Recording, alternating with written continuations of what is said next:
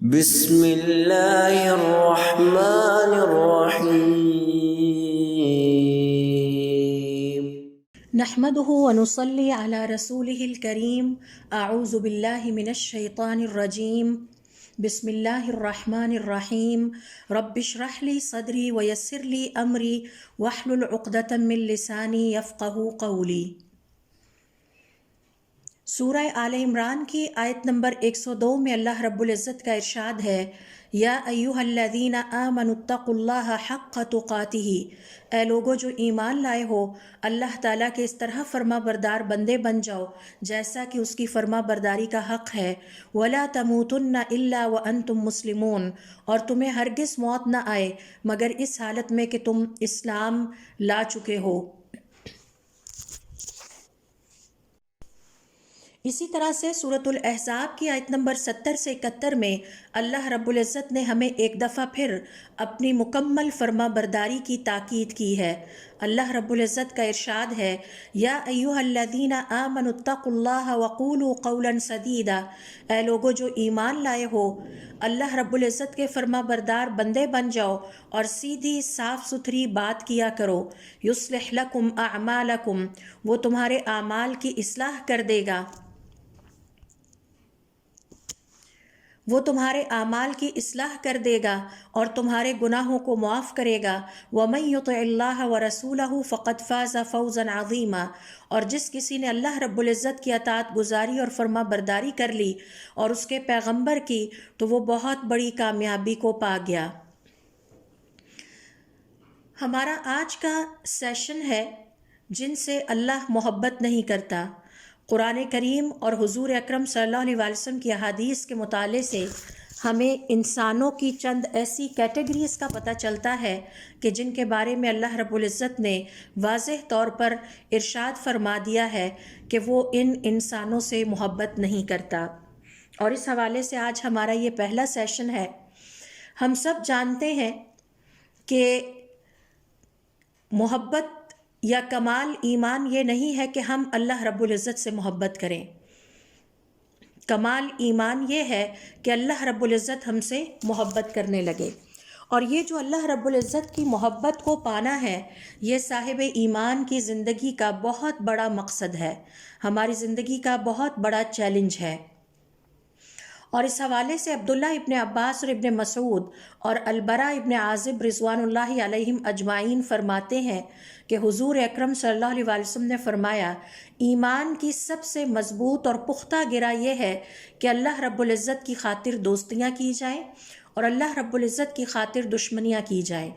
اور اللہ رب العزت سے محبت کی جائے اور اس کی خاطر کسی سے محبت کی جائے اور اللہ رب العزت کی خاطر کسی سے دشمنی کی جائے۔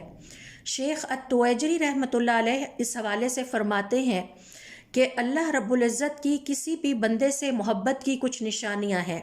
یعنی اگر ہم یہ جانچنا چاہتے ہیں، یہ پرکھنا چاہتے ہیں کہ کیا اللہ رب العزت ہم سے محبت کرتا ہے یا نہیں، تو اس کی کچھ نشانیاں ہیں، اور وہ نشانیاں کیا ہیں کہ اللہ رب العزت ایسے شخص کے دل میں اپنی محبت ڈال دیتا ہے اور وہ شخص ساری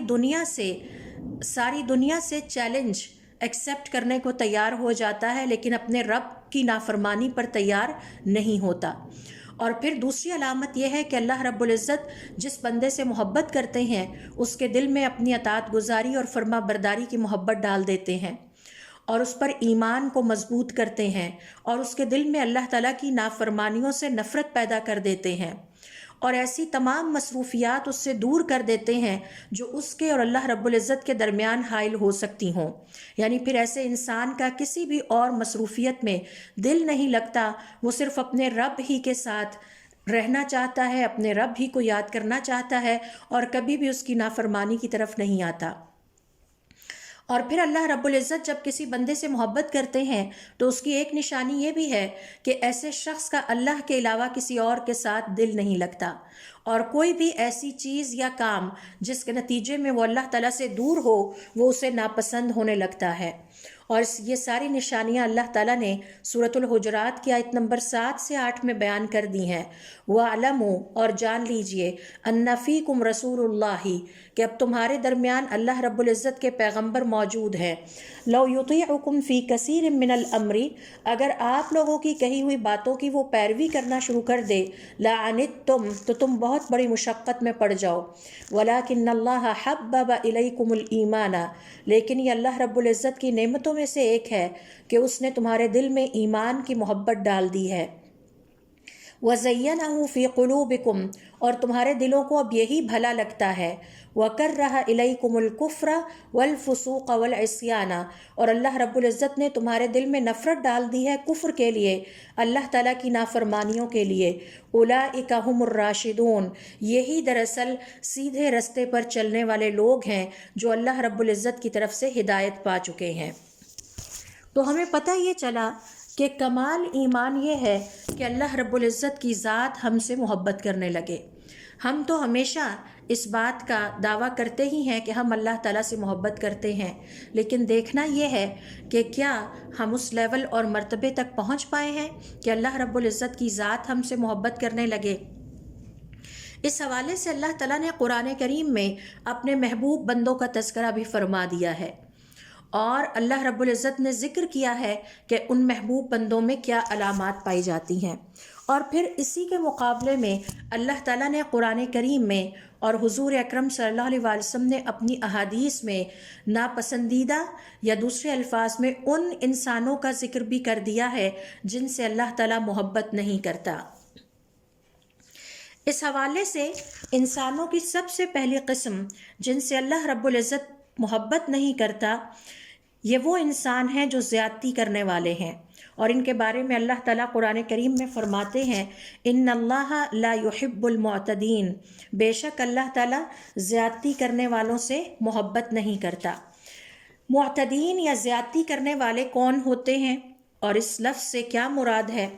تو اس حوالے سے عربک لینگویج کے جو ماہرین ہیں وہ کہتے ہیں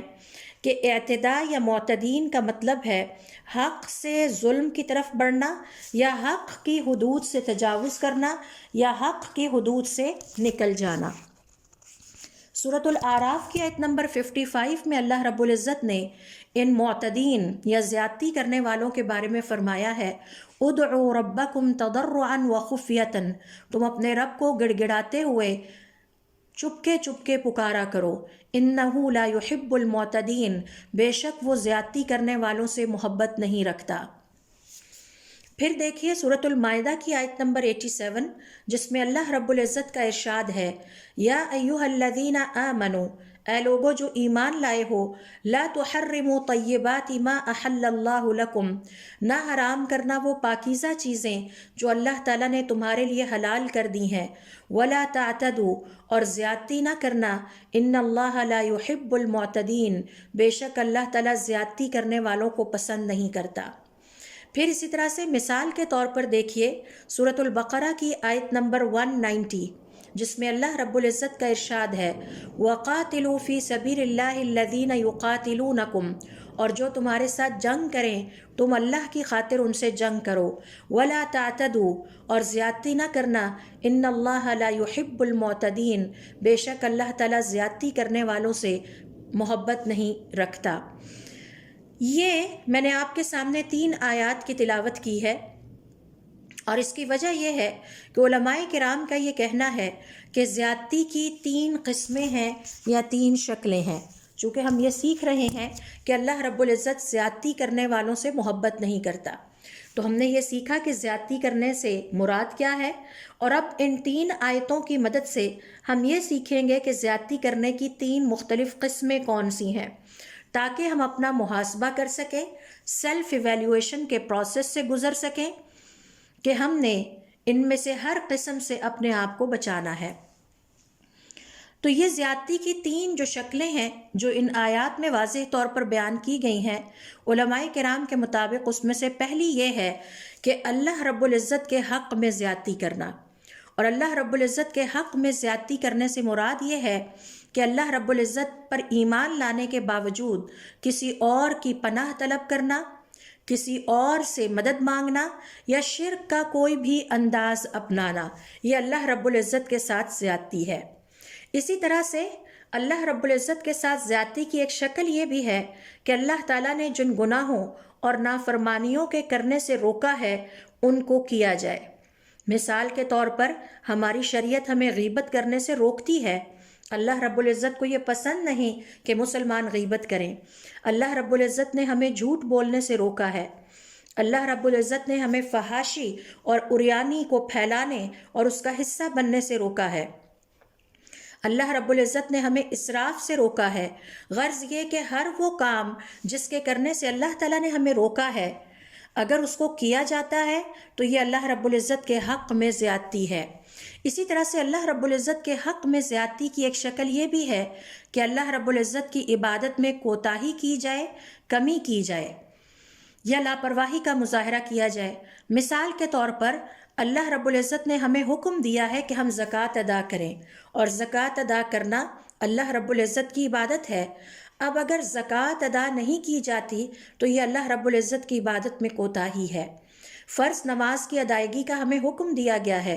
اگر ہم فرض نماز کی ادائیگی خوش دلی سے نہیں کرتے، اس میں ٹال مٹول سے کام لیتے ہیں، سستی یا لاپرواہی کا مظاہرہ کرتے ہیں، تو یہ اللہ رب العزت کی عبادت میں کوتاہی کی ایک شکل ہے۔ اسی طرح سے ہماری شریعت نے ہم پر روزہ رکھنا فرض کیا ہے۔ اب اگر ہم روزہ نہیں رکھتے تو یہ اللہ رب العزت کی عبادت میں کوتاہی کی شکل ہے۔ اسی طرح سے ہماری شریعت نے ہم پر یہ فرض کیا ہے اور یہ اللہ رب العزت کا حکم ہے کہ ہم اپنے ہمسائے کے ساتھ اچھا سلوک کریں۔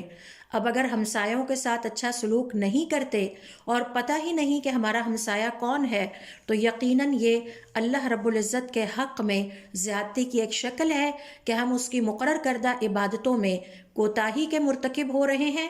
یا ان میں کمی کرتے ہیں۔ یہ ساری وہ شکلیں ہیں جو اللہ رب العزت کے حق میں زیادتی کہلاتی ہیں۔ زیادتی کرنے کی دوسری شکل یہ ہے یا دوسری قسم یہ ہے کہ اپنے نفس پر زیادتی کی جائے، اور نفس پر زیادتی کرنے کا انداز یہ ہے کہ اللہ رب العزت کی حلال کردہ چیزوں کو اپنے اوپر حرام کر دیا جائے۔ اور اس کی مثال جیسا کہ حضور اکرم صلی اللہ علیہ وسلم کے پاس ایک شخص آیا اور اس نے کہا، اے اللہ کے رسول، میرا دل چاہتا ہے کہ میں بالکل نکاح نہ کروں، یعنی میری کوئی فیملی لائف نہ ہو، اور میں ہر روز روزے رکھا کروں۔ آپ صلی اللہ علیہ وسلم نے اسے اس بات سے روکا کیونکہ اللہ رب العزت نے نکاح کو حلال قرار دیا ہے، اور اللہ رب العزت نے روزہ رکھنے کی ترتیب بیان کی ہے۔ ہر روز ہمیں یہ نہیں کہا کہ ہم روزے رکھیں۔ تو اللہ رب العزت کی حلال کردہ چیزوں کو حرام کر لینا، یا پھر دوسری شکل نفس کے ساتھ زیادتی کی یہ ہے کہ اس پر کوئی ایسا بوجھ ڈالنا جس کی وہ طاقت نہ رکھتا ہو۔ جیسا کہ میں نے آپ کو ابھی مثال دی ہے کہ حضور اکرم صلی اللہ علیہ وسلم کے پاس وہ شخص آیا اور اس نے خواہش ظاہر کی کہ میں چاہتا ہوں کہ میں نہ تو نکاح کروں اور روزانہ روزے رکھا کروں، تو یہ نفس پر اللہ رب العزت کی مقرر کردہ حدود سے زیادہ بوجھ ڈالنے کے مترادف ہے۔ تو یہ ہے زیادتی کرنے کی دوسری شکل، اور یہ ہے زیادتی کرنے والے وہ لوگ جن کے بارے میں اللہ تعالیٰ کا ارشاد ہے کہ اللہ تعالیٰ زیادتی کرنے والوں سے محبت نہیں رکھتا۔ زیادتی کرنے کی تیسری شکل یہ ہے کہ اللہ رب العزت کی مخلوق کے ساتھ زیادتی کی جائے، ان کے ساتھ ظلم کیا جائے، انہیں نقصان پہنچایا جائے، انہیں ستایا جائے اور ناحق اذیت دی جائے۔ اور اللہ رب العزت کی جتنی بھی مخلوقات ہیں ان سب کے ساتھ ایک مسلمان کو یہ حکم دیا گیا ہے، ایک مسلمان سے یہ توقع رکھی جاتی ہے کہ وہ اچھا سلوک کرے گا۔ اور اللہ رب العزت کی جتنی بھی مخلوقات ہیں ان میں افضل ترین مخلوق انسان ہے، لہٰذا کسی انسان کے پاس اس بات کا حق نہیں ہے کہ وہ کسی دوسرے انسان کو نقصان پہنچائے، اسے ستائے، اسے اذیت دے یا اسے تنگ کرے۔ یہ زیادتی کی تیسری شکل ہے، اور اس کی مثال یہ ہے کہ مثال کے طور پر جیسے گھر کے افراد ایک دوسرے کے ساتھ ظلم اور زیادتی کرتے ہیں، میاں اور بیوی ایک دوسرے کے ساتھ اگر زیادتی کرتے ہیں، والدین اولاد کے ساتھ اگر زیادتی کرتے ہیں، یا اولاد والدین کے ساتھ زیادتی کرتی ہے، یا یہ کہ ہمسائے آپس میں ایک دوسرے کے ساتھ زیادتی کرتے ہیں، تو یہ سب ایک دوسرے کے ساتھ زیادتی کرنے، ایک دوسرے کو نقصان پہنچانے، ایک دوسرے کو ستانے اور ناحق اذیت دینے کی وہ مختلف شکلیں ہیں جن کو اللہ رب العزت نے پسند نہیں کیا۔ اور یہی وجہ ہے کہ فرمایا کہ بے شک اللہ تعالیٰ زیادتی کرنے والوں سے محبت نہیں رکھتا۔ اب اگر ان میں سے کسی بھی قسم کی زیادتی کا مرتکب ایک مسلمان ہو رہا ہے تو اس کا مطلب یہ ہے کہ اسے اپنے آپ کو یہ بات سمجھا لینی چاہیے کہ یہ زیادتیاں اللہ رب العزت کی محبت کے حصول میں رکاوٹیں ہیں۔ قرآن کریم کے مطالعے سے ہمیں پتہ چلتا ہے کہ اللہ رب العزت نے زیادتی کرنے والوں کا ذکر انتہائی سخت الفاظ میں قرآن کریم میں کیا ہے اور اس سے سختی سے روکا ہے۔ مثال کے طور پر دیکھیے سورہ یونس کی آیت نمبر 74، جس میں اللہ رب العزت کا ارشاد ہے ثم بعثنا من بعدہ رسلا الی قومہم، پھر ہم نے اس کے بعد پے در پے کئی پیغمبر ان کی قوم کی طرف بھیجے، فجاؤہم بالبینات، اور وہ سب کے سب اس قوم کے پاس ہماری نشانیاں لے کر آئے، فما كانوا ليؤمنوا بما كذبوا به من قبل، اس کے باوجود وہ ہمارے جس پیغام کو جھٹلا رہے تھے اس پر ایمان نہیں لائے۔ كذلك نطبع على قلوب المعتدين، ہم اسی طرح سے زیادتی کرنے والوں کے دلوں پر مہر لگا دیتے ہیں۔ اب چونکہ وہ قوم اللہ رب العزت کے حق میں زیادتی کر رہی تھی، اللہ رب العزت کے پیغمبروں کے ساتھ زیادتی کر رہی تھی اور اپنے نفس کے ساتھ زیادتی کر رہی تھی، یہ جو ہم نے ابھی سیکھا ہے نا اپنے نفس کے ساتھ زیادتی کرنا، اس کی ایک شکل یہ ہے کہ اللہ تعالیٰ کی نافرمانی کے راستے پر اس کو لگا دینا۔ اور حرمت والے مہینے بھی گزر رہے ہیں آج کل، حرمت والے مہینوں میں بھی ہمیں یہ تربیت دی گئی ہے کہ اپنے نفس کو زیادتی سے بچائیں، ظلم سے بچائیں۔ تو اللہ رب العزت کی نافرمانی کرنے والا دراصل اپنے آپ کو اللہ رب العزت کی غضب کا نشانہ بناتا ہے، اور اپنے نفس کو اللہ رب العزت کے غیظ و غضب کا نشانہ بنانا نفس کے ساتھ زیادتی ہی تو ہے۔ پھر فرمایا كذلك نطبع على قلوب المعتدين، ہم زیادتی کرنے والوں کے دلوں پر مہر لگا دیتے ہیں، یعنی ان کے دل سیاہ ہو جاتے ہیں، ان کے دلوں پر اچھی بات اثر ہی نہیں کرتی، اللہ تعالیٰ کا کلام اثر ہی نہیں کرتا۔ اسی طرح سے دیکھیے مثال کے طور پر زیادتی کرنے والوں کی جو مذمت اللہ تعالیٰ نے قرآن کریم میں بیان فرمائی ہے اور اس سے روکا ہے، سورۃ القلم کی آیت نمبر 10 سے 12، جس میں اللہ رب العزت کا ارشاد ہے وَلَا تُطِعْ كُلَّ حَلَّافٍ مَّهِينٍ، اور تم ہر گرے ہوئے کثرت سے قسمیں اٹھانے والے انسان کی پیروی نہ کرو۔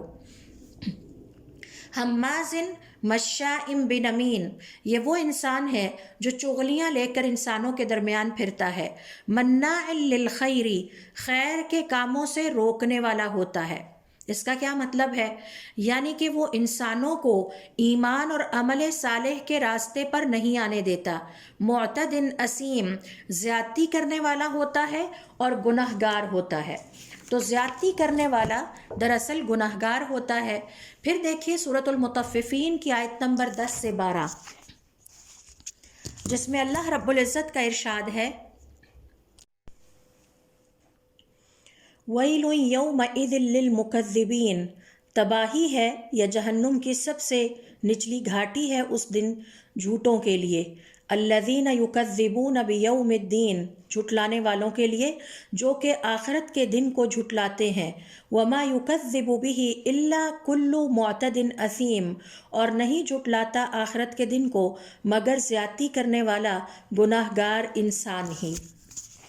پھر اسی طرح سے دیکھیے زیادتی کرنے والوں کی مذمت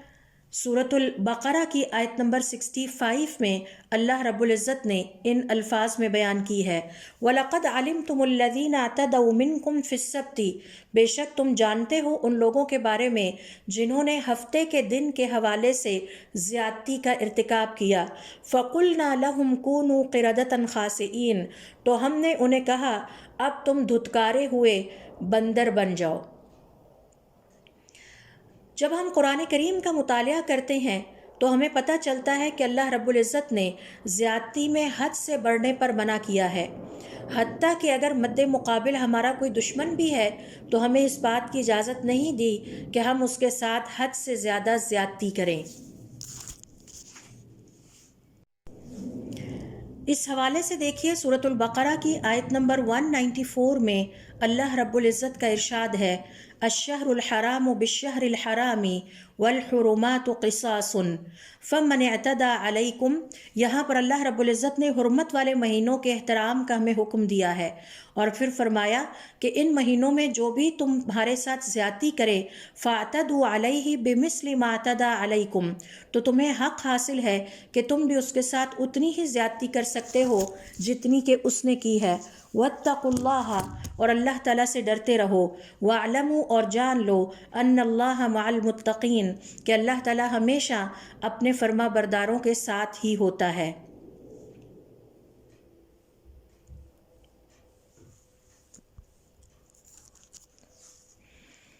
اب ہم آتے ہیں حضور اکرم صلی اللہ علیہ وآلہ وسلم کی بعض احادیث کی طرف کہ جن سے ہم سیکھ سکتے ہیں کہ کس طرح حضور اکرم صلی اللہ علیہ وآلہ وسلم نے زیادتی کی تمام شکلوں سے روکا ہے۔ یعنی نہ تو ہمیں اجازت ہے کہ ہم اللہ رب العزت کے حق میں کسی بھی قسم کی زیادتی کا ارتکاب کریں، یا اپنے نفس کے حق میں کسی قسم کی زیادتی کا ارتکاب کریں، یا اللہ رب العزت کی دیگر مخلوقات کے ساتھ زیادتی کا ارتکاب کریں۔ اس حوالے سے دیکھیے اماں عائشہ رضی اللہ تعالیٰ عنہ فرماتی ہیں کہ حضور اکرم صلی اللہ علیہ وآلہ وسلم کو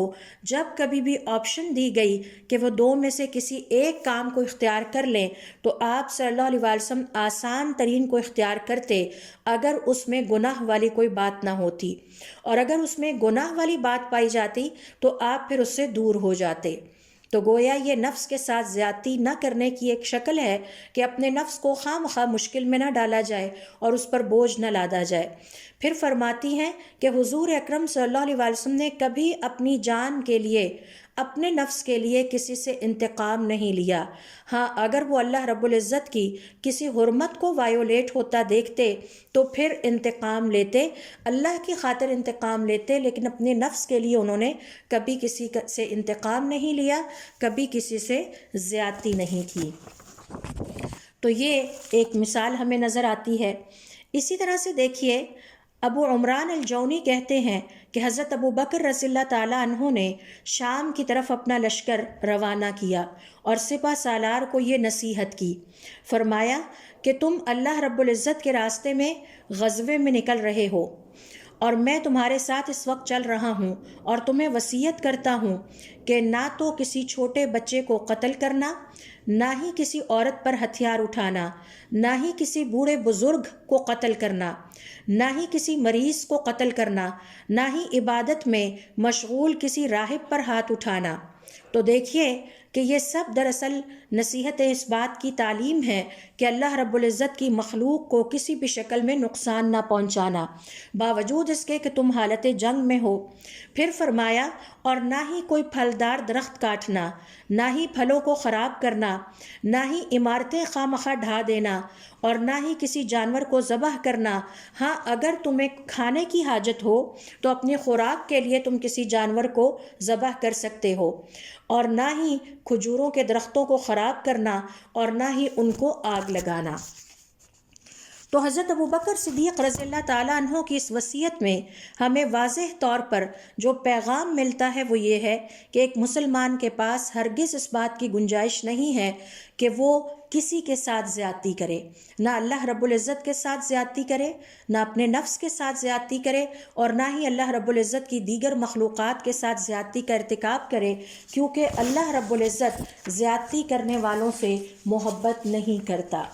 اب ہم اس کے بعد آتے ہیں سیکنڈ کیٹیگری کی طرف، انسانوں کی وہ دوسری قسم جن کے بارے میں اللہ رب العزت نے قرآن کریم میں اعلان فرما دیا ہے کہ اللہ رب العزت ان سے محبت نہیں کرتا، اور وہ ہیں کافر۔ ان اللہ لا يحب الکافرین، بے شک اللہ تعالیٰ کافروں سے محبت نہیں کرتا۔ سوال یہ پیدا ہوتا ہے کہ لفظ کافر یا کفر کا مطلب کیا ہے؟ تو اس حوالے سے علماء کرام کا یہ کہنا ہے کہ جب ہم یہ کہتے ہیں کافر یا کفر تو اس کا مطلب یہ ہے کہ کسی چیز کو ڈھانپنا، اور عربوں کے ہاں کہا جاتا ہے کہ فلاں اپنے اسلحے میں چھپ گیا، یعنی اس سے مراد یہ ہے کہ جب اس کو پہن لیتا ہے۔ اور کفر کا ہماری شریعت میں مطلب یہ ہے کہ یہ ایمان کا اپوزٹ ہے، اور جس طرح ایمان ہمارے قول میں بھی ہوتا ہے، عمل میں بھی ہوتا ہے، ہماری بلیف میں بھی ہوتا ہے، اور اسی طرح سے کفر کا تعلق بھی ہمارے قول سے ہے، ہماری سوچوں سے ہے، اور ہمارے عمل سے بھی ہے۔ اسی طرح سے علماء کرام کا یہ کہنا ہے کہ جب ہم قرآن کریم کا مطالعہ کرتے ہیں تو ہمارے سامنے ایسی بہت ساری آیات آتی ہیں جس میں اللہ رب العزت نے کافر کی یعنی کفر کرنے والے کی مذمت بیان کی ہے۔ مثال کے طور پر دیکھیے سورۃ البقرہ کی آیت نمبر 276 جس میں اللہ رب العزت کا ارشاد ہے، یمحق اللہ الربا، بے شک اللہ تعالیٰ سود کو جڑ سے مار دیتا ہے، وَيُرْبِِ الصَّدَقَاتِ، اور صدقات کو خوب پالتا ہے، وَاللَّهُ لَا يُحِبُّ كُلَّ كَفَّارٍ أَثِيمٍ، بے شک اللہ تعالیٰ محبت نہیں کرتا ہر اس شخص سے جو کثرت سے کفر کا ارتکاب کرنے والا ہے اور گناہ گار ہے۔ ابن کثیر رحمۃ اللہ علیہ فرماتے ہیں کہ اللہ رب العزت کا یہ فرمانا کہ اللہ تعالیٰ محبت نہیں کرتا ہر کفر کا ارتکاب کرنے والے گناہ گار انسان سے، اس سے مراد یہ ہے کہ ایسا شخص دل سے کافر ہوتا ہے، یہی وجہ ہے کہ اس کی زبان اور اس کے فعل میں گناہ کا ارتکاب ہوتا ہے۔ تو جب کبھی بھی ایک انسان گناہ کا ارتکاب کرتا ہے تو اس کا مطلب یہ ہوتا ہے کہ اس وقت اس کے دل پر کفر حاوی تھا۔ اسی طرح سے دیکھیے سورہ آل عمران کی آیت نمبر 32 میں اللہ رب العزت ایک دفعہ پھر ارشاد فرماتے ہیں، قل، کہہ دیجئے ان سے محمد صلی اللہ علیہ وسلم، اطیعوا اللہ والرسول، اللہ رب العزت کی پیروی کیا کرو اور اس کے پیغمبر کی، فَإِن تَوَلَّوْا، اگر پھر بھی یہ منہ موڑ لیں، فَإِنَّ اللَّهَ لَا يُحِبُّ الْكَافِرِينَ، تو بے شک اللہ تعالیٰ قطعی طور پر کفر کا ارتکاب کرنے والوں سے محبت نہیں کرتا۔ امام راضی رحمۃ اللہ علیہ فرماتے ہیں اللہ رب العزت کا یہ فرمانا فَإِن تَوَلَّوْا، اگر یہ منہ موڑ لیں تو اللہ رب العزت ایسے کافروں سے محبت نہیں کرتا۔ اس کا مطلب یہ ہے کہ اگر یہ اللہ رب العزت کی فرما برداری کے راستے پر نہیں چلتے تو یہ کبھی بھی اللہ رب العزت کی محبت کو نہیں پا سکتے، کیونکہ اللہ رب العزت نے اپنی کتاب میں، اپنے کلام میں صرف انہی انسانوں کی تعریف بیان کی ہے جو اللہ رب العزت کے پابند تھے، جو اللہ رب العزت کے فرما بردار تھے، اور جس نے اللہ رب العزت کی نافرمانی کو اپنا لیا یا اس کی نافرمانی کے راستے پر چل پڑا، گویا اس نے اپنے لیے ذلت اور رسوائی کو واجب کر لیا، اور یہ سب کچھ اللہ رب العزت کی محبت کے اپوزٹ ہے۔ تو اللہ رب العزت کی محبت پانے کے لیے ضروری ہے کہ اس کی مکمل اطاعت گزاری اور فرما برداری کا مظاہرہ کیا جائے۔ پھر مثال کے طور پر دیکھیے سورۃ الروم کی آیت نمبر 45 میں اللہ رب العزت کا ارشاد ہے، لِيَجْزِيَ الَّذِينَ آمَنُوا وَعَمِلُوا الصَّالِحَاتِ مِنْ فَضْلِهِ، یہ اس لیے اللہ تعالیٰ نے کیا تاکہ اللہ تعالیٰ ایمان لانے والوں اور نیک عمل کرنے والوں کو جزائے خیر عطا فرمائے اپنے فضل سے، اِنَّهُ لَا يُحِبُّ الْكَافِرِينَ، بے شک اللہ تعالیٰ کافروں کو پسند نہیں کرتا۔ تو کافر کون ہے؟ جو ایمان نہیں لائے، یا جو ایمان لائے مگر انہوں نے نیک عمل نہیں کیے، یعنی اللہ تعالیٰ کی فرما برداری کے راستے پر چلنے کی بجائے نافرمانی کے راستے کو اختیار کیا۔ یہاں راضی رحمۃ اللہ علیہ فرماتے ہیں اللہ رب العزت کا یہ فرمانا اِنَّهُ لَا يُحِبُّ الْكَافِرِينَ کہ بے شک وہ اللہ تعالیٰ کافروں سے محبت نہیں کرتا، یہ دراصل اللہ رب العزت کی طرف سے ایک وعید ہے، اور وعید اس بات کی ہے کہ جب اللہ رب العزت یہ فرما دیں کہ وہ کسی بندے سے محبت نہیں کرتا تو اس کا مطلب ہے کہ اب وہ عذاب کی انتہا کا مستحق ہو چکا ہے۔ پھر اسی طرح سے دیکھیے سورۃ البقرہ کی آیت نمبر 264 میں ان کافروں کے بارے میں فرمایا، وَاللَّهُ لَا يَهْدِي الْقَوْمَ الْكَافِرِينَ، اور اللہ تعالیٰ کافر قوم کو کبھی بھی ہدایت عطا نہیں کرتا۔ یہ صرف چند آیات ہیں جو میں نے آپ سے شیئر کی ہیں، جبکہ ان آیات کو اگر اکٹھا کیا جائے تو ان کی تعداد تقریباً 100 سے زیادہ بنتی ہے، جن میں اللہ رب العزت نے کافروں سے محبت نہ کرنے کا اعلان کیا ہے، اور ساتھ ہی یہ بھی بتا دیا ہے کہ ان کافروں کے لیے دنیا کی زندگی میں بھی اور آخرت کی زندگی میں بھی اللہ رب العزت کی طرف سے سخت عذاب کی وعید ہے۔ اب سوال یہ پیدا ہوتا ہے کہ کفر سے مراد کیا ہے، اور یہ بہت ہی سینسٹیو پوائنٹ ہے، اور حساس ایک ایشو ہے جس کو بہت تسلی کے ساتھ سیکھنے کی ضرورت ہے، تاکہ اللہ رب العزت اس کی روشنی میں ہمیں اپنے نفس کی اصلاح کی توفیق عطا فرمائیں۔ اس حوالے سے علماء کرام کا یہ کہنا ہے کہ جب ہم بات کرتے ہیں کفر کی، تو کفر کی 2 قسمیں ہیں، اور یہ قسمیں ہمیں قرآن اور حدیث کے مطالعے سے پتہ چلتی ہیں۔ اس میں سے ایک کو کہا جاتا ہے کفر اکبر، اور دوسری ہے کفر اصغر، یعنی بڑا کفر اور چھوٹا کفر۔ یہ جو کفر اکبر ہوتا ہے، اگر اس طرح کی نافرمانیوں کا ارتکاب کیا جائے جو کفر اکبر کے زمرے میں آتا ہے، تو اس کے نتیجے میں انسان دین کے دائرہ کار سے خارج ہو جاتا ہے، جبکہ اس کے مقابلے میں کفر کی دوسری قسم ہے کفر اصغر، یعنی چھوٹا کفر۔ اس کے ارتکاب سے دین کے دائرے سے خارج تو نہیں ہوتا، لیکن مسلمان کا ایمان ناقص ہو جاتا ہے، اس کے درجات میں کمی واقع ہوتی ہے، یعنی اس کے گریڈز کم ہونے لگتے ہیں، گریڈز بڑھتے نہیں ہیں۔ اور کفر کی بھی اسی طرح سے شاخیں ہیں جس طرح ایمان کی شاخیں ہیں۔ اور پھر ہمیں یہ بھی یاد رکھنا چاہیے کہ کفر کا تعلق بھی ایمان کی طرح سوچ یا عقیدے سے بھی ہوتا ہے، قول سے بھی ہوتا ہے، فعل سے بھی ہوتا ہے، اور شک سے بھی ہوتا ہے، اور بعض اوقات اللہ رب العزت کے کسی حکم کو ترک کرنے سے بھی کفر یعنی کفر اصغر جو ہے وہ واجب ہو جاتا ہے۔ اس حوالے سے علماء کرام کا یہ کہنا ہے کہ یہ جو کفر اکبر ہے، یعنی کفر کی پہلی جو قسم ہے، جب ہم قرآن اور حدیث کا مطالعہ کرتے ہیں تو ہمیں پتہ چلتا ہے کہ اس کی 5 قسمیں ہیں۔ نمبر 1، کفر الاباء والاستکبار، انکار کر دینے اور تکبر کرنے کا کفر۔ یہ ہم کفر اکبر کی بات کر رہے ہیں، جس کے بارے میں ہم نے ابھی سیکھا ہے کہ اس کا ارتکاب کرنے والا دین کے دائرہ کار سے خارج ہو جاتا ہے۔ تو اس کفر اکبر کی 5 قسمیں ہیں، اور پہلی قسم ہے انکار کر دینے کا کفر اور تکبر کرنے کا کفر۔ اور اس کی مثال یہ ہے، یا اس کی مزید تشریح یہ ہے کہ اللہ رب العزت کے احکام پر عمل نہ کرنا، ان سے باز رہنا، یا حضور اکرم صلی اللہ علیہ وسلم نے جن کاموں کے کرنے کا حکم دیا ہے ان سے باز رہنا، باوجود اس کے کہ پہچاننا کہ یہ حق ہے۔ لہٰذا ایک بندہ یا کوئی انسان اللہ رب العزت کے مقابلے میں کفر کا ارتکاب کرتا ہے جب وہ اس تکبر کا اظہار کرتا ہے، اور یہ تکبر ہے کہ اللہ رب العزت کا حکم ماننے سے انکار کر دیا جائے اور حضور اکرم صلی اللہ علیہ وسلم کا حکم ماننے سے انکار کر دیا جائے، باوجود اس کے کہ ہمیں یہ علم ہو کہ یہ حق ہے۔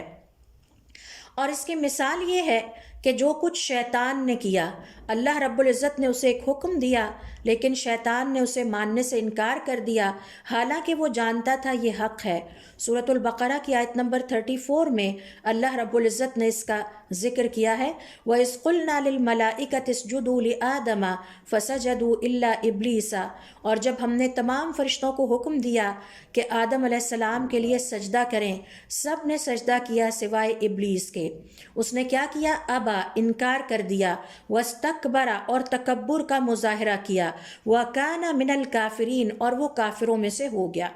تو ابھی ہم نے سیکھا ہے کہ کفر کی پہلی قسم ہے کفر الاباء والاستکبار، انکار کرنے اور تکبر کرنے کا کفر۔ تو اللہ رب العزت نے انہی الفاظ میں ابلیس یا شیطان کے کفر کا ذکر کیا۔ ابا، اس نے انکار کر دیا، اس حکم کو ماننے سے انکار کر دیا، واستکبر، اور تکبر کا مظاہرہ کیا، وَكَانَ مِنَ الْكَافِرِينَ، اور کافروں میں سے ہو گیا۔ یہاں غور طلب بات یہ ہے کہ ابلیس نے اللہ رب العزت کے وجود کا انکار نہیں کیا کہ اس کے بارے میں کہا جائے کہ وہ کافر ہو گیا ہے، اور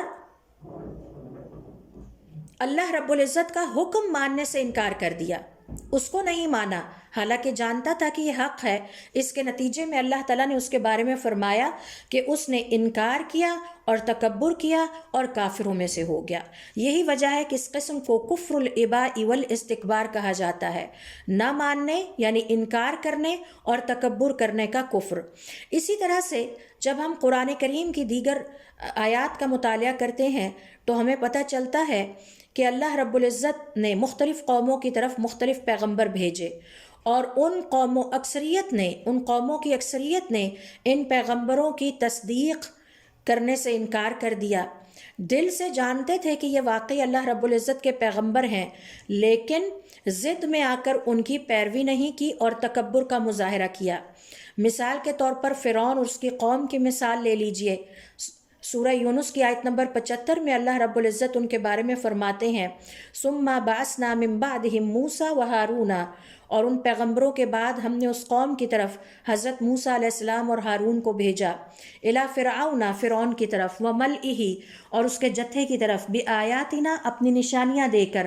فاستکبروا، تو انہوں نے تکبر کا اظہار کیا، یعنی ماننے سے ہی انکار کر دیا، وکانوا قوما مجرمین، اور وہ مجرم قوم ہو گئے۔ تو یہ ہے کفر اکبر کی پہلی قسم، جس کا ہمیں پتہ چلتا ہے قرآن اور حدیث کے مطالعے سے۔ اب ہم آتے ہیں کفر اکبر کی دوسری قسم کی طرف، اور یہ کہلاتی ہے کفر الاعراضی، منہ موڑنے کا کفر۔ اور منہ موڑنے کے کفر سے مراد یہ ہے کہ اللہ رب العزت کے احکام سے مکمل طور پر منہ موڑ لیا جائے اور دل میں خواہش یا ارادہ ہی پیدا نہ ہو کہ اس پر عمل کیا جائے،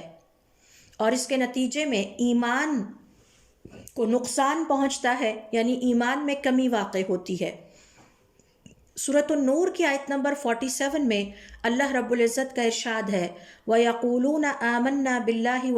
وَبِالرَّسُولِ، اور یہ اپنی زبان سے کہتے ہیں ہم اللہ تعالیٰ پر اور اس کے پیغمبر پر ایمان لائے، وَأَطَعْنَا، اور اس کی ہم نے پیروی کی، ثُمَّ يَتَوَلَّى فَرِيقٌ مِّنْهُم مِّن بَعْدِ ذَلِكَ، اور پھر ان میں سے ایک فریق منہ موڑ جاتا ہے، وَمَا أُولَئِكَ بِالْمُؤْمِنِينَ، تو یہ پھر مومن تو نہ ہوئے۔ لہٰذا اللہ تعالیٰ نے اس آیت میں، جو کہ مثال کے طور پر میں نے آپ کے سامنے تلاوت کی ہے، اسی طرح کی کئی اور آیات بھی ہیں، اللہ رب العزت نے ان لوگوں کے ایمان کی نفی کر دی ہے جو عمل کی طرف نہیں آتے۔ خالی زبان سے یہ کہنا کہ ہم اللہ پر ایمان لائے، لیکن پھر عمل کی خواہش، عمل کرنے کا ارادہ ہی ان کے دل میں پیدا نہیں ہوتا، تو یہ اللہ رب العزت کی نظر میں کافر ہیں، اور وہ کافر ہیں جن کے بارے میں اللہ رب العزت کا ارشاد ہے ان اللہ لا يحب الکافرین، کہ اللہ تعالیٰ کافروں سے محبت نہیں کرتا۔ اب اگرچہ یہ زبان سے اقرار کرتے ہیں کہ ہم مومن ہیں، لیکن چونکہ عمل سے منہ موڑے ہوئے ہیں، لہٰذا یہ کافروں کے زمرے میں آتے ہیں۔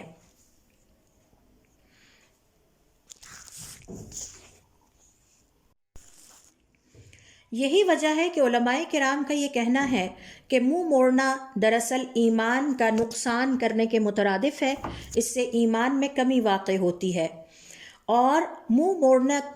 موڑنے کی ایک شکل یہ ہے کہ مسلمان اسلام میں تو داخل ہو جائے اور وہ اس بات کی قدرت بھی رکھتا ہو کہ اللہ رب العزت کے احکام کی پیروی کرے اور اللہ رب العزت کے احکام پر عمل کرے، لیکن اس کے دل میں خواہش ہی پیدا نہ ہو، دل ہی نہ چاہے۔ مثال کے طور پر کسی مسلمان کو پتہ ہے کہ اب میں مسلمان ہوں اور زکوٰۃ دینا مجھ پر فرض ہے، لیکن اس کا دل نہ چاہے کہ وہ زکوٰۃ ادا کرے۔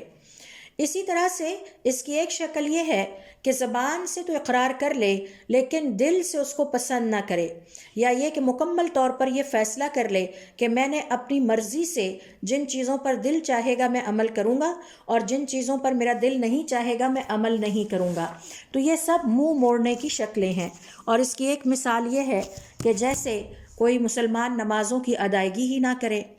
اور پھر اسی طرح سے روزے نہ رکھے، زکوٰۃ ادا نہ کرے، اور پھر سود کو اپنی زندگی کا حصہ بنائے رکھے، یہ سب دراصل منہ موڑنے کی مختلف شکلیں ہیں، اور یہ کفر کی دوسری شکل ہے۔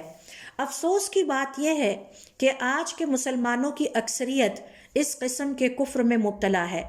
مسلمانوں کی اکثریت ایسی ہے جنہیں طہارت کے احکام کا نہیں پتہ، نماز کی اہمیت اور اس کے احکام کا نہیں پتہ، اللہ رب العزت نے کن کاموں کے کرنے کا حکم دیا ہے اور کن سے روکا ہے انہیں اس بات کا اندازہ ہی نہیں ہے۔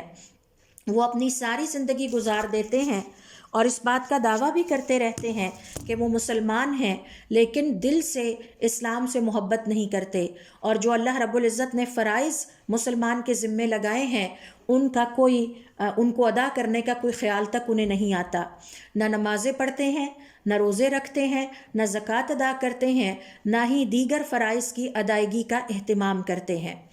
اسی طرح سے تیسری قسم کفر اکبر کی ہے کفر التکذیبی، جھٹلانے کا کفر، اور اس سے مراد یہ ہے کہ کوئی مسلمان دل اور زبان سے دین کے کسی بھی اصول کو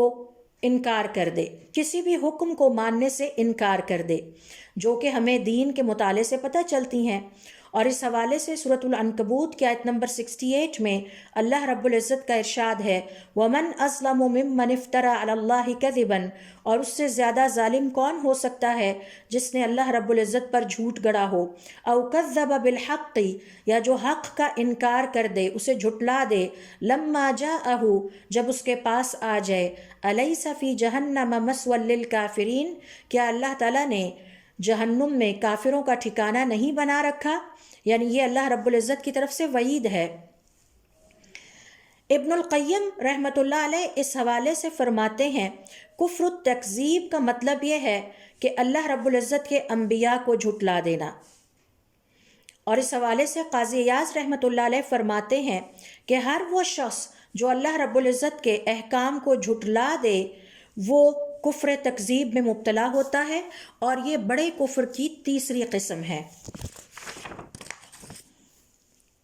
جیسے کوئی شخص اس بات سے انکار کر دے کہ میں نمازوں کو واجب نہیں سمجھتا۔ اس کی مثال یہ ہے کہ کوئی مسلمان اٹھ کے یہ کہنا شروع کر دے کہ اللہ رب العزت نے مسلمانوں پر 5 نمازیں فرض نہیں کی ہیں، یا اسی طرح سے قربانی کا انکار کر دے، یا اسی طرح سے روزے کا انکار کر دے۔ جیسا کہ ایک خاتون میرے پاس ایک دفعہ آئیں تو کہنے لگی کہ قرآن کریم میں تو اللہ رب العزت نے کہیں روزے کا حکم نہیں دیا۔ میں نے کہا اس کی دلیل لائیے، تو کہنے لگی کہ اللہ رب العزت کا ارشاد ہے کلو واشربو، کھاؤ اور پیو۔ تو یہ وہ کفر تکذیب ہے جس کا ذکر یہاں پر علماء کرام کرتے ہیں۔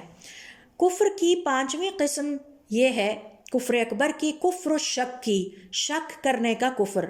اور اس کا مطلب یہ ہے کہ حق کی پیروی میں ریلکٹنٹ ہونا، یا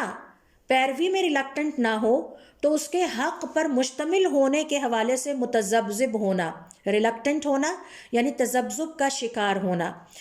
مثال کے طور پر یہ سوچنا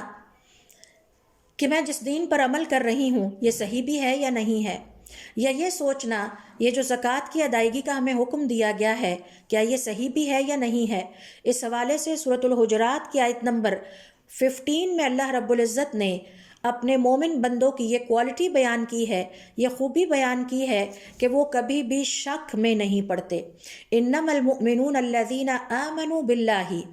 بے شک مومن ہیں وہ لوگ جو اللہ تعالیٰ پر ایمان لے آئے، ورسولہ، اور اس کے پیغمبر پر، ثم لم یرتابوا، پھر وہ شک میں نہیں پڑے۔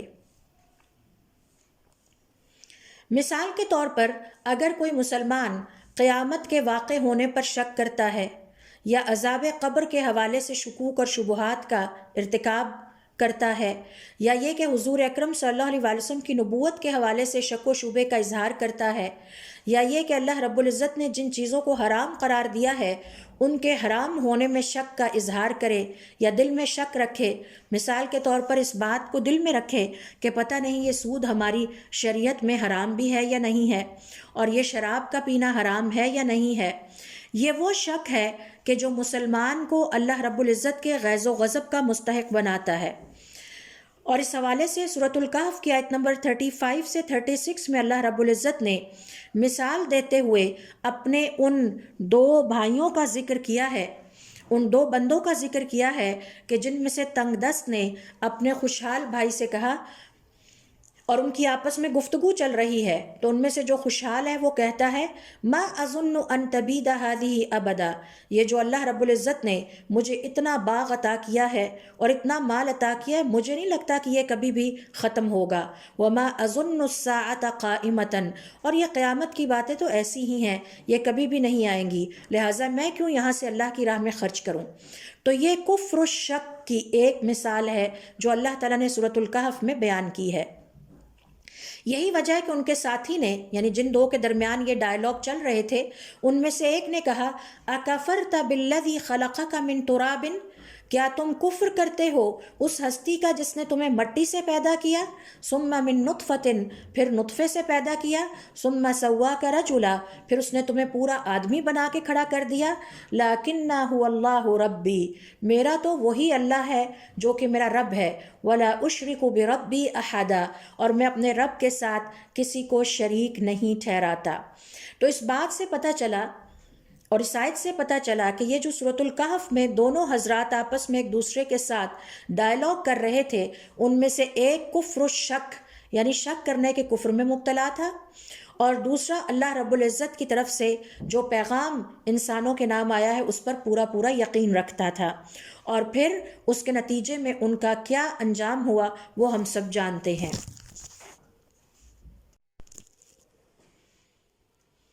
اس حوالے سے اگر آپ دیکھیں تو یہ جو آیت میں نے آپ کے سامنے ذکر کی ہے، اکفرت بالذی خلقک من تراب،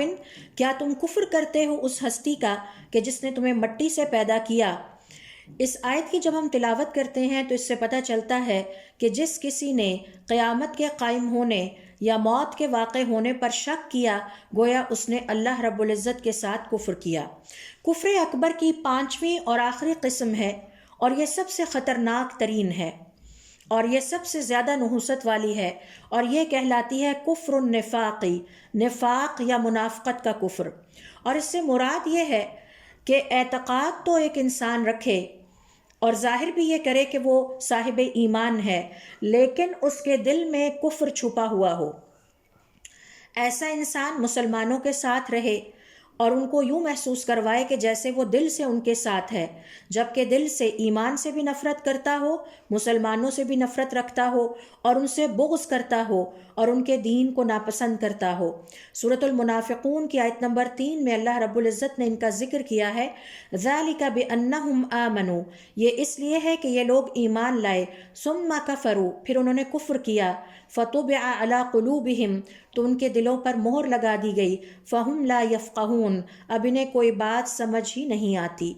ابن القیم رحمۃ اللہ علیہ کہتے ہیں کہ یہ جو منافقت کا کفر ہے، اس سے مراد یہ ہے کہ مسلمانوں کے لیے کوئی انسان اپنا اللہ پر ایمان ظاہر کرے، اس کے فرشتوں پر، اس کی کتابوں پر اور پیغمبروں پر اور آخرت کے دن پر ایمان لانے کا اقرار کرے، جبکہ باطن میں وہ ان سب چیزوں سے نفرت کرتا ہو اور ان سے بھاگتا ہو۔ اور اس کی مثال حضور اکرم صلی اللہ علیہ وسلم کے دور کے منافقین ہیں کہ جن کے بارے میں خود اللہ رب العزت نے قرآن کریم میں بتا دیا ہے۔ مثال کے طور پر دیکھیے سورۃ البقرہ کی آیت نمبر 8 سے 10، وَمِنَ النَّاسِ، اور انسانوں میں سے مَن یقول، کچھ لوگ ایسے بھی ہوتے ہیں جو کہتے ہیں آمنا باللہ، ہم اللہ تعالیٰ پر ایمان لائے، وبالیوم الآخر، اور آخرت کے دن پر، وما ہم بمؤمنین، حالانکہ وہ مومن نہیں ہوتے۔ کیوں نہیں ہوتے؟ کیونکہ دل سے وہ ان چیزوں پر ایمان نہیں لاتے، دل میں ان کے لیے محبت نہیں رکھتے۔ یخادعون اللہ، وہ سمجھتے ہیں کہ وہ اللہ کو دھوکہ دے رہے ہیں، والذین آمنوا، اور ان لوگوں کو جو ایمان لائے، وما یخدعون الا انفسہم، حالانکہ وہ اپنے آپ کو ہی دھوکے میں ڈالے ہوئے ہیں، وما یشعرون، اور انہیں اس بات کا شعور تک بھی نہیں ہے۔ فی قلوبہم مرض، اصل میں ان کے دلوں میں ایک بیماری ہے، فزادہم اللہ مرضا، تو اللہ تعالیٰ نے ان کی بیماری اور خرابی کو اور بڑھا دیا ہے، وَلَهُمْ عَذَابٌ أَلِيمٌ، اور ان کے لیے آخرت کی زندگی میں دردناک عذاب ہے، بِمَا كَانُوا يَكْذِبُونَ، اس وجہ سے جو یہ جھوٹ بولا کرتے تھے۔ اور یہ منافقین ہیں اور یہ ہر زمانے میں موجود رہتے ہیں۔ تو اللہ رب العزت سے دعا ہے کہ اللہ تعالیٰ ہمیں دین اسلام کو سمجھنے کی توفیق عطا فرمائے اور اس پر عمل کرنے کی توفیق عطا فرمائے، اور ہم جو کچھ بھی سیکھ رہے ہیں اس کی روشنی میں ہمیں اپنی اصلاح کرنے کی توفیق عطا فرمائے۔ تو یہ ہیں کفر کی وہ 5 قسمیں جو کفر اکبر کے زمرے میں آتی ہیں، اور اگر کوئی انسان ان کفر کی 5 شکلوں میں مبتلا ہے یا ان میں سے کسی میں بھی مبتلا ہے، کسی ایک میں مبتلا ہے، تو اس بات کا خدشہ موجود ہے کہ اللہ رب العزت کے ہاں وہ دائرہ اسلام سے خارج ہو جاتا ہے، کیونکہ یہ جتنی بھی 5 کفر کی قسمیں میں نے آپ سے شیئر کی ہیں، یہ دین کے اصولوں کا انکار ہیں۔ تو انشاءاللہ اگلے سیشن میں ہم سیکھیں گے کہ کفر کی دوسری قسم جسے ہم کفر اصغر کہتے ہیں وہ کیا ہے، اور کیوں اللہ رب العزت نے قرآن کریم میں بار بار ارشاد فرمایا ہے ان اللہ لا يحب الکافرین، بے شک اللہ تعالیٰ کافروں سے محبت نہیں رکھتا۔ سبحانک اللہم وبحمدک اشہد ان لا الہ الا انت استغفرک واتوب الیک۔